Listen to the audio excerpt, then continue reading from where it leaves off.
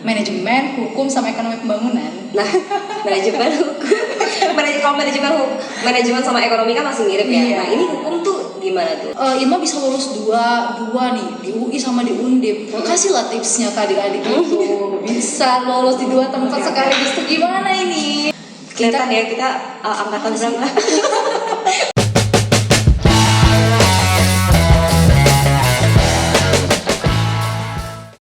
Assalamualaikum, welcome back to Intuisi, informasi bermutu dan menginspirasi bersama Bella dan Irma.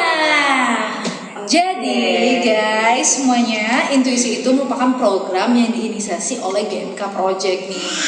Nah, jelasin dong, apa itu GMK Project? Iya, jadi mungkin di sini banyak ya yang teman-teman yang belum pernah dengar GMK Project gitu. Banyak kali ya jelasannya. Makanya kita mulai podcast ini untuk memperkenalkan lagi. Karena gitu kita ya. sebenarnya udah vakum 2 tahun ya. 2 tahun ya. Mungkin teman-teman kalau mau lihat podcast kita yang sebelumnya dan narasumbernya siapa, boleh tuh lihat di YouTube channel ini ya. Gitu. Betul. Jadi GMK Project itu sebenarnya wadah yang kita ciptain bareng-bareng ya Bel. Jadi sebagai wadah untuk menampung kreativitas yang ada di kabupaten kita, yaitu Kabupaten Kepayang, Provinsi Bengkulu. Dan kebetulan waktu kita inisiasi ini itu momennya lagi tepat banget tuh, lagi ada acara yang sangat besar lah ya, perhelatan politik gitu ya. Dan kita merasa kayaknya ini saat yang tepat nih untuk kita berkontribusi nih untuk meningkatkan kreativitas, terus meningkatkan kepekaan pemuda terhadap politik ya saat itu. Dan yang paling penting waktu itu juga kita kan masih zaman-zamannya COVID banget ya. Tapi kan kita nggak mau tuh kayak misalnya kita terbawa suasana, ya udah COVID kita nggak ada kegiatan diam aja gitu kan. Sayang banget kan. Jadi gimana pun caranya kita tetap mau kasih kontribusi gitu kan ke daerah. Gimana caranya muncullah GMK Project.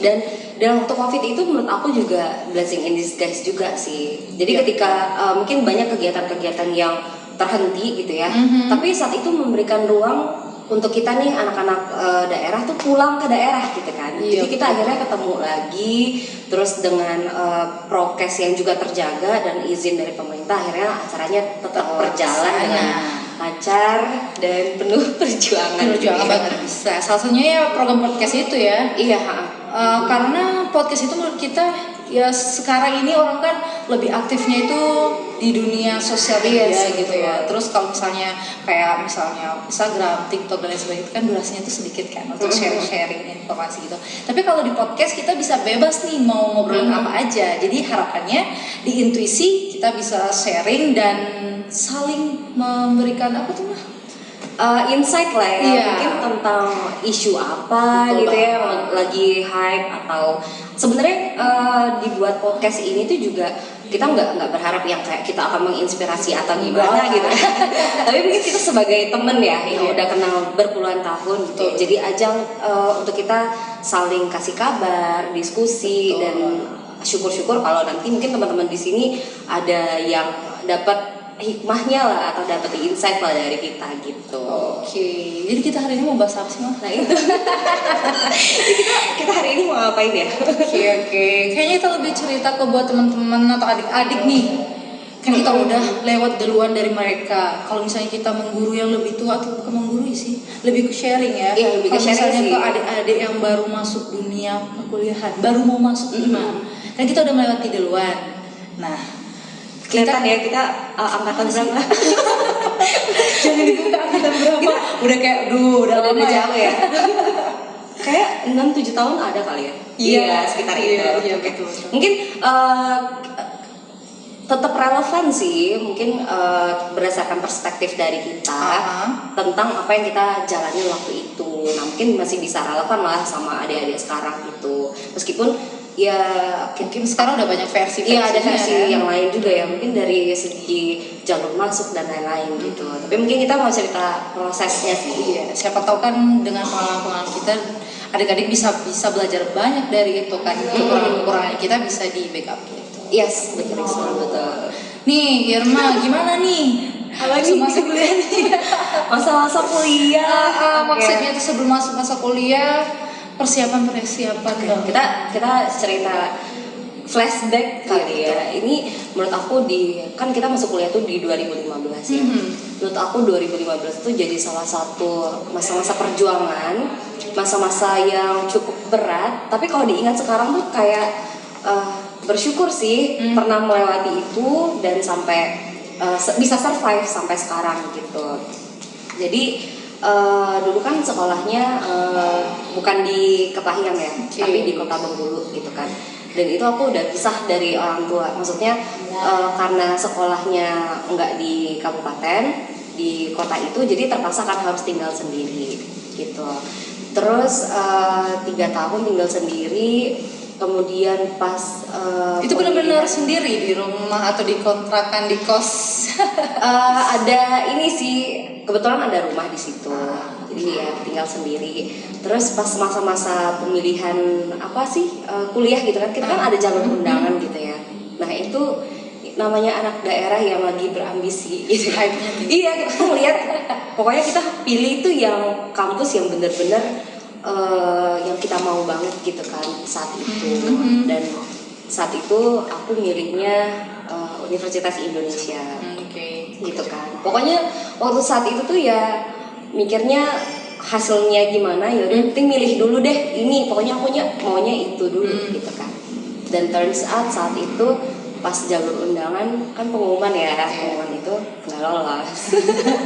Ya karena saya Indonesia, saya Indonesia kan. Dan siapa sih yang maksudnya yang kayak nggak segampang itu juga kan masuk ke UI, apalagi kita dari daerah gitu kan. Blind competition. Iya, apalagi jalur undangan. Mungkin saat itu kita merasa kayak nilai aku bagus nih di rapot gitu kan. Tapi ketika kita ambil yang mungkin kampus di luar Bengkulu juga, itu kan lebih challenging karena saingannya kan se-Indonesia kan. Tapi nggak patah semangat kan di sana kan? Nggak patah semangat. Jadi habis pengumuman itu kan aku dikasih tahu sama kakakku ya, gitu, nggak lolos gitu. Saat malam nih ya, itu aku langsung belajar SBMPTN. langsung belajar. Nggak ada sisi galaunya dulu, nggak ada sama sekali. Jelas sih. Mungkin ada kayak satu momen yang kayak ya nggak lolos. Mungkin overthinkingnya lebih ke ketika teman-teman lain kuliah, kalau aku nggak kuliah tuh aku ngapain gitu, kayak ketinggalan nggak ya gitu. Kegagalan jadi cambuk untuk lebih semangat. Nah itu sih, jadi bersyukur juga waktu itu nggak lolos dari jalur undangan karena mungkin Allah kasih kesempatan untuk belajar lebih keras gitu kan, punya pengalaman untuk ikut tes tulis gitu. Dan saat itu aku ikut tes tulisnya kan 2 ya, yang SBMPTN sama yang SIMAK UI. Nah SBMPTN-nya juga ngambil UI sama Undip, tapi dapatnya yang Undip ya? Di pilihan kedua. Terus kedua kan dia kedua. Terus di saat yang nggak lama juga kan pengumuman SIMAK UI kan. Nah itu juga dapat yang SIMAK UI itu, yang di UI. Akhirnya milih yang UI gitu, karena kan emang dari awal tuh pengennya di UI. Jadi lolos 2 nih. Waktu itu lolos 2.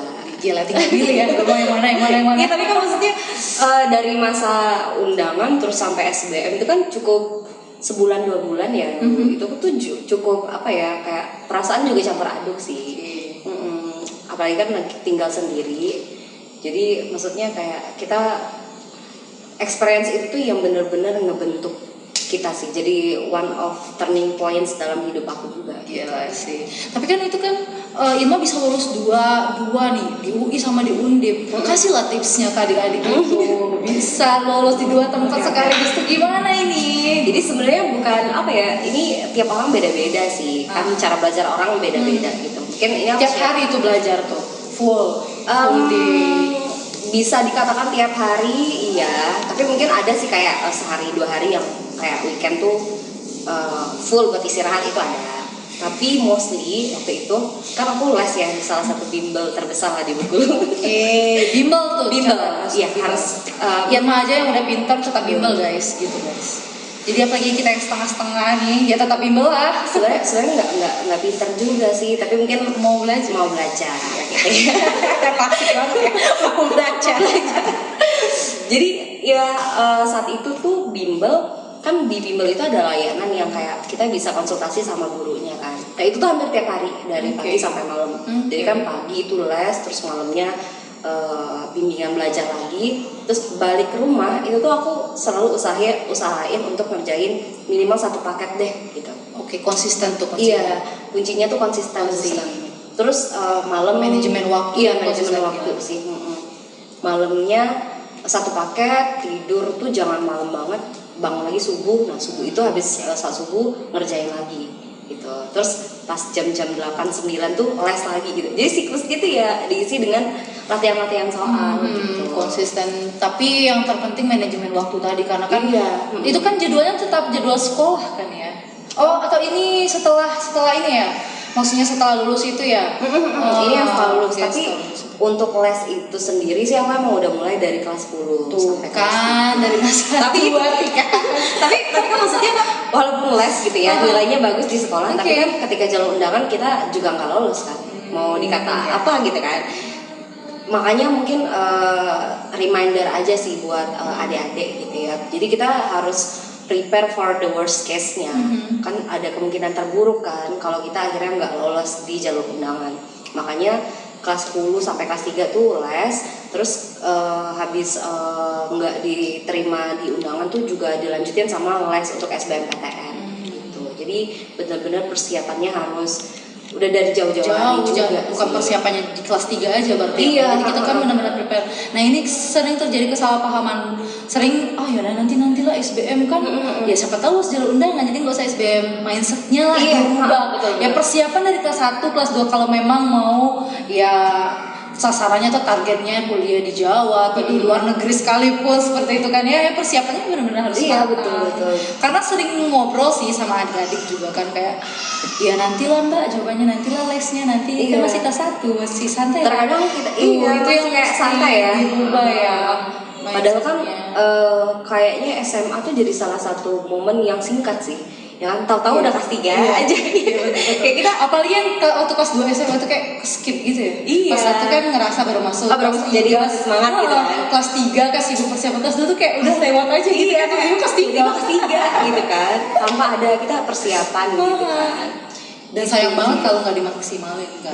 Sayang banget kalau dimaksimalin. Dan waktu SBMPTN itu juga sih mungkin bersyukurnya karena ada support system gitu. Jadi teman-teman yang lain support system itu maksudnya teman-teman sama keluarga. Kayak mau di-spill nih. Jadi beruntungnya bukan beruntung sih, ya bersyukur lah karena teman-teman saat itu ada juga beberapa yang nggak lolos dan kita ya saling support gitu. Jadi punya teman juga untuk belajar bareng, teman untuk saling menguatkan. Gitu. Luar biasa. Jadi circle-nya itu cobalah masuk ke circle yang seperti itu dulu lah, coba dulu. Main-main nggak apa-apa, tapi tetap belajar juga gitu. Ada waktunya main-main dan ada waktunya ya tetap kita konsisten untuk bagi waktu untuk belajar. Betul semua. Gila sih, dari kelas 1 udah bimbel. Aku kelas 1 ngapain ya? Tapi kan Bella udah pintar. Enggak. Bohong guys. Oke. Nah ini kan ini masalah ini ya, kalau aku kan lebih ke jalur masuk nih. Oke, jalur masuk. Aku mau tanya ke Bella. Apa tuh? Kan Bella tuh SMA IPA nggak sih? Iya kan? Iya IPA lah kan? IPA. Tiba-tiba nih seorang anak IPA ini kok bisa masuk ke IPS? Jurusannya IPS gitu. Oke, jurusannya IPS ya. Ya sebenarnya aku cerita dulu ya, di awal itu sebenarnya ya sama lah, setiap kita kan dari SD, SMP, SMA mungkin cita-citanya selalu berubah-ubah. Mau jadi dokter, terus mau jadi politisi, terus mau jadi duta besar. Mentok-mentok pengen jadi businesswoman gitu. Nah itu kenapa tuh? Triggernya apa tuh? Triggernya itu apa? Jadi gini, sebenarnya aku tuh punya kayak role model gitu, tapi nggak sosok satu orang tuh enggak, cuman kayak pengen jadi kayak sekretaris, terus punya perusahaan sendiri, CEO gitu. Tapi itu waktu SMA atau waktu zaman sekolah nggak paham CEO itu apa, terus founder perusahaan itu nggak paham, cuman kayak tertarik, wah mereka keren loh gitu loh. Mereka keren, hebat, kayak independent woman gitu. Gila gitu kan. Terus public speakingnya kan bagus. Jadi kan wah aku pengen kayak mereka deh, jadi cari tahu nih kira-kira kalau kerja kayak mereka itu jurusannya apa Jurusannya ya. apa? Makanya dari IPA terjun nih ke dunia IPS. Jadi sempat juga nih guru SMA nih agak mengkritisi sedikit, katanya kamu kok anak IPA malah ngambil jatah anak IPS, katanya. Lah Bu, gimana saya mau cita-citanya yang ke IPS kan, kayak gitu. Jadi Bella pas di undangan itu tuh langsung ngambil yang jurusan IPS itu betul, ya? jurusan IPS, benar-benar jurusan IPS, dua-duanya IPS. Waktu itu ngambilnya apa Bella? Manajemen, hukum, sama ekonomi pembangunan. Nah, manajemen hukum, kalau manajemen sama ekonomi kan masih mirip ya. Iya. Nah, ini hukum tuh gimana tuh? Sebenarnya gini nih, kalau aku ya sharing sama teman-teman. Jadi ketika aku memilih jurusan itu, yang pertama nih, aku kenali diri aku dulu. Aku tuh sukanya apa? Yes, gitu. betul. Mata pelajaran yang aku suka itu apa gitu. Nah, jadi kan aku suka bahasa Inggris, aku suka. Terus PPKN juga aku suka waktu dulu itu, ngapa-ngapa pasar. Sejarah gitu. suka juga. Sejarah kurang. Geografi Iya, masalah waduh. Oh jangan ya. Ya itu salah satu aku nggak jadi masuk IPS itu karena aduh belajar geografi guys, pusing aku belajar Mungkin geografi itu. nggak semua orang tuh yang suka tipe belajarnya kayak menghafal gitu. Nah kalau Bella tipe belajarnya gimana? Ya aku sih kayak seimbang gitu ya. Aku suka fisika, tapi sometimes aku juga lebih suka ke hafalan gitu, kayak PPKN gitu, pendidikan kewarganegaraan kan. Aku suka gitu. Jadi, nah setelah kenali apa yang kita suka, dari beberapa yang kita suka itu kita bisa eliminasi guys. Eliminasi. Jadi misalnya aku tadi suka di bagian apa tadi? Ekonomi kan aku suka juga tuh, ekonomi. Terus pendidikan kewarganegaraan. Nah, udah dieliminasi antara dua itu. Sebenarnya hukum, manajemen sama ekonomi pembangunan. Mirip-mirip lah kan manajemen sama ekonomi pembangunan. Udah. Nah, setelah aku tersisa dua pilihan antara hukum atau manajemen gitu. Terus aku ingat lagi role model tadi, aku pengen jadi apa gitu kan. Terus share-share ke orang tua. Ya kalau dihukum jadi mentok-mentoknya nanti kamu jadi hakim, jadi jaksa gitu kan. Aduh berat juga ya gitu kan. Udah setelah aku tentuin nih untuk eliminasi hal dua itu tadi, ya udah mentoknya di manajemen gitu. Akhirnya ngambil manajemen dan saat undangan juga lolos di manajemen. Betul banget. Jadi kalau aku kasih tahu sama adik-adik sekalian, ya pilihlah yang what you love gitu. Karena ketika kamu mencintai sesuatu itu, kamu mengerjakannya pasti dengan ikhlas. Yes, betul. Gitu. Kalau kamu udah suka sesuatu, pasti kamu sesusah-susahnya itu ketika kamu udah cinta sama satu hal, ya kamu akan melakukan yang terbaik di sana. Tapi kalau ketika kamu terpaksa, ya gitulah. Jadi makanya penting banget ya ketika kita milih jurusan tuh, jangan sampai kita milih itu cuma karena ikut-ikutan, jangan sampai karena misalnya lagi hype-nya jurusan apa gitu, tiba-tiba kita milih gitu kan. Nah itu jangan tuh. Kalau bisa sih emang benar-benar kita harus tahu dulu nih, deep down in ourselves, sebenarnya nanti kedepannya kita mau jadi apa gitu. Sehingga ketika kita masuk ke sebuah jurusan tuh kita ya enjoy aja gitu melaksanainnya kan. Terus yang terpenting kayak orang bilang kan, kenapa ngambil ekonomi manajemen? Kan semua orang banyak, maksudnya lulusan ekonomi manajemen tuh banyak loh Bella, terus saingannya banyak.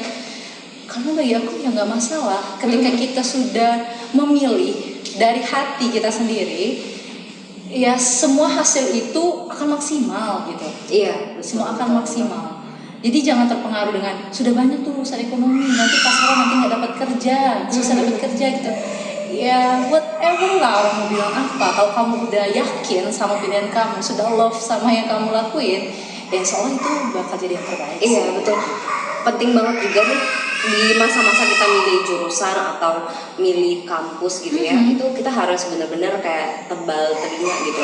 Ibaratnya itu aduh mungkin orang mau ngomongin lu kenapa sih milih jurusan itu, harusnya pilih ini aja gitu kebanyakan kan. Pasti banyak kan orang-orang di luar sana yang seperti itu kan. Tapi ya keep on the track aja kalau kamu maunya jurusan itu, mau kampus itu ya udah pilih aja gitu, hasilnya gimana nanti ya serahkan aja sama Allah gitu kan. Karena rezeki itu nggak bakal tertukar sih gitu. sudah tertakar kan. Jadi ya tapi tetap sih mungkin kita harus ada pertimbangan kan kalau milih jurusan gitu, biar kita tetap apa ya namanya enjoy, terus bisa ngasih yang terbaik ketika kita masuk ke jurusan tersebut.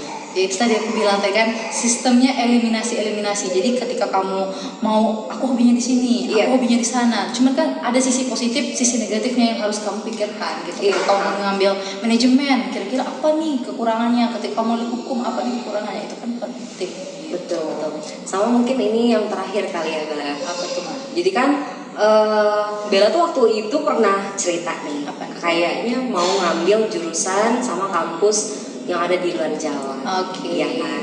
Tapi akhirnya Bella di Universitas Bengkulu. Itu kan mungkin ada pertimbangan kan Bel. Akhirnya kenapa nih ngambilnya di sana? Padahal sebenarnya aku tahu Bella punya potensi yang besar juga untuk luar biasa kuliah. Sebesar apa sih guys? Dan punya keinginan yang besar. Keinginan sih. Ya keinginan untuk kuliah di Jawa ya waktu itu kan. Nah itu seperti apa Bel? Mungkin bisa di-share. Iya, yang pertama sih karena faktor dari orang tua ya. Orang tua karena aku anak tunggal, jadi agak susah sedikit perihal izin. Karena menurutku izin dari orang tua, ridho orang tua itu nomor satu. Ridho Allah ya. Ridho Allah, ridho orang tua. Jadi kan ya karena daripada aku tidak menuruti, maksudnya ya mungkin kalau misalnya ada juga yang bilang ajak diskusi lah orang tuanya. Ya kan masa depan kamu. Iya, aku bilang juga. Udah aku ajak diskusi. Cuma orang tua sepertinya tidak ridho. Jadi daripada nanti ada susah ke depannya, jadi ya udah. Cuman aku mau tetap buktiin walaupun aku di Universitas Bengkulu, aku tetap mau mencari informasi-informasi yang bisa tetap mengupgrade kemampuan dan skill. Yes, betul. Jangan salah loh Bella ini baik banget prestasinya. Kita jadi minder ya. Aku udah minder. Jadi sebenarnya masalah tempat kuliah dan lain-lain tuh ya bukan sesuatu yang harus jadi bikin kita insecure ya. Misalnya, dia kuliah di Jawa, sedangkan aku masih kuliahnya di daerah gitu kan. Tapi ini lebih ke gimana caranya dimanapun kita berada, caranya memberikan yang terbaik gitu, sehingga kita nggak kalah saing dengan teman-teman yang mungkin kuliahnya di luar provinsi, keluar dari zonanya aman sih. Yep, jangan ikut alur aja. Betul. Aduh seru banget nih pembahasan yang tentang masa-masa memilih jurusan sama kampus ini tuh emang benar-benar memorable sih. Ya betul, karena perjuangannya itu luar biasa. Mungkin karena kita kayaknya udah lama banget nih ngobrol udah ini. Cukup kita lah ya untuk segmen kali ini ya. Mungkin Irma ada yang mau disampaikan nih buat adik-adik nih. Oke, jadi sebenarnya ini bukan tips atau apa, tapi karena aku kan pernah mengalami fase-fase galau gitu ya, memilih jurusan, memilih kampus gitu. Nah mungkin ketika adik-adik nih lagi di masa-masa itu juga, sebenarnya kuncinya cuma satu sih, yakin aja gitu. Kalau emang ternyata kamu mau di jurusan sama kampus itu, ya pilih aja. Tapi yakin ini tuh juga jangan sampai cuman yakin-yakin doang gitu. Tapi kita juga harus ada pertimbangan sama persiapan yang matang juga. Usaha sama doa juga jangan lupa sih. Mungkin kalau dari aku sih itu sih yang mau disampaikan ke adik-adik berdasarkan pengalaman yang aku punya lah gitu. Kalau Bella sendiri gimana? Kalau Bella sendiri sih kayaknya persiapan itu yang paling penting itu mental. Mental gagal. Itu nggak boleh lupa nih mental ya. Mental gagal sama mental berhasil itu dibangun dulu. Setelah mental gagal sama mental berhasil udah mantep, barulah kamu pola pikirnya terus tuh. Pola pikirnya ya tadi kalau aku bisa. Iya gitu. Dan jangan takut kalau aku bisa. Terus yang terakhir persiapan. Iya, karena balik lagi ya mungkin Bella bersyukur nih dapat undangan kan. Jadi kalau aku nggak dapat tuh jalur undangan, harus berjuang kan di jalur tulis. Jadi emang persiapan untuk hal-hal terburuk yang mungkin terjadi tuh ya harus dipersiapkan juga. Betul. Plan A sampai plan Z gitu. Oke guys, sekian segmen kita hari ini di podcastnya Intuisi bareng Bella dan Irma. Sampai jumpa di podcast selanjutnya. Dadah. See you.